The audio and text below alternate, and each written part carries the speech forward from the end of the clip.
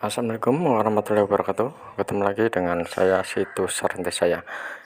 Oke teman-teman, kali ini saya ada garapan setrika merek Philips dengan gejala mati total. Kali ini saya akan nyervis tanpa multitasker ya, hanya dengan menggunakan taspen saja. Langsung saja kita bongkar ya.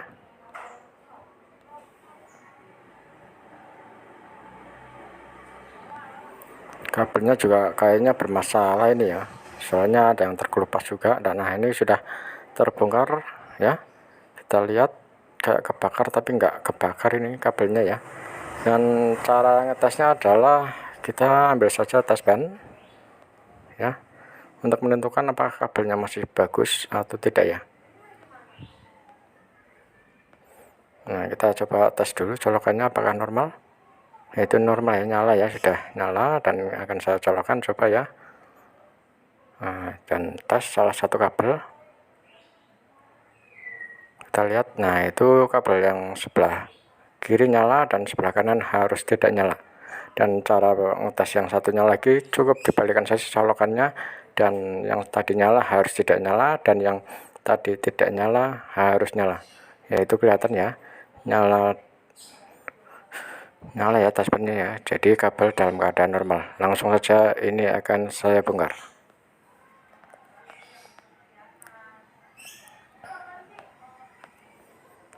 Nah, lihat ya teman-teman ya, biasanya untuk setrika merek Philips ini ada semacam kayak saklar panasnya ya ini.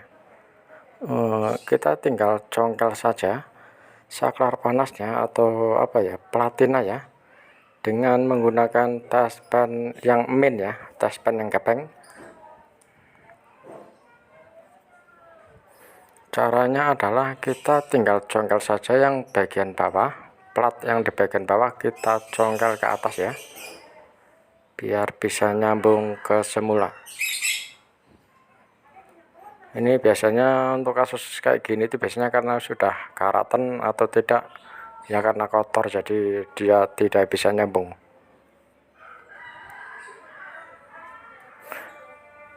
Nah, ini kita lihat ya, kalau dirasa sudah nempel dengan kencang ya, kita tinggal tes ya apakah sudah nyambung atau tidak. Kalau dirasa kurang nyambung ya kita tinggal tekan saja ya bagian plat yang bawah dan plat yang bagian atas.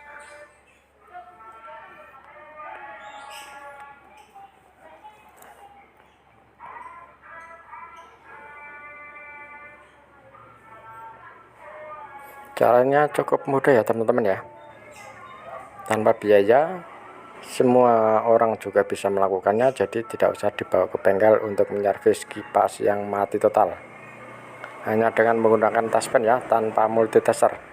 Nah, ini aku rasa sudah cukup ya teman-teman ya, saatnya pengetesan. Ini berhubung kabel yang tadi saya rasa bermasalah sudah terkelupas, jadi saya menggunakan kabel yang baru.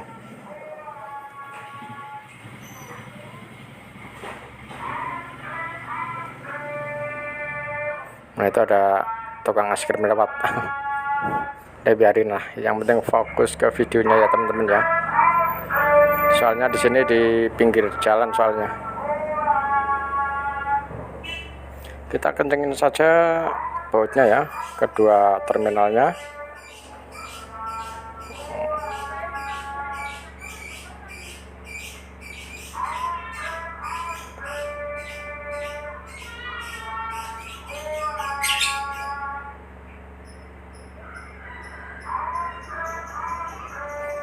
Oh ya teman-teman, bila video ini bermanfaat dan berguna ya, siapa tahu ya, bisa subscribe ya, like dan komen ya, bila perlu bagikan ya teman-teman ya. Ini dirasa sudah ya, kita tinggal rapikan saja kabelnya ke jalurnya ya. Yang penting intinya tutup yang bagian belakang ini bisa tertutup dengan rapat.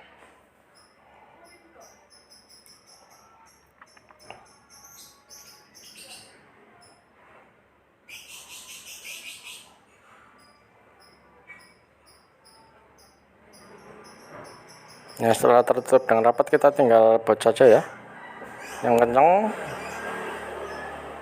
dan Ya, kita lihat ya, ternyata belum pas, dan ini akan saya coba pasin lagi ya.